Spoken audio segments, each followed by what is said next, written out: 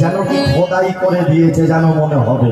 তার সাথে ভালো করে তাকালে যেন কোনো পোকা কুড়ে কুড়ে খেয়েছে। এখন শালগ্রাম ছেলে এমন হলো কেন? বলে শোনো, ওই যে সতী তুলসীকে ছোট করে তত্ত্বটা জানিয়ে রাখি, এর মধ্যে আছে, ছোট করে তত্ত্বটা জেনে রাখি। সতী তুলসী যারা শুনেছিল, সতী তুলসীতে তুলসী দেবী স্বামী হয়েছিল কে গো? অসুররাজ শঙ্খচূড়। হ্যাঁ, সেই শঙ্খচূড়কে যখন ভোলানাথ যখন মারলো, যখন হরি কবচ কুণ্ডল নারায়ণ যখন গলা থেকে নিয়ে চলে গেল, কেন? শঙ্খচূড় তো বর পেয়েছিল হরি কবচ কুণ্ডল যতদিন গলায় থাকবে আর স্ত্রী তুলসীর যতদিন সতীত্ব থাকবে ততদিন শঙ্খচূড় মরবে না। যার জন্য নারায়ণ হরি কবচ কুণ্ডলটা ব্রাহ্মণ ভিখারি সেজে দান হিসেবে চেয়ে নিয়েছিল। আর তুলসী দেবী যেহেতু নারায়ণকে স্বামী রূপে চেয়েছিল, সেই কারণে নারায়ণ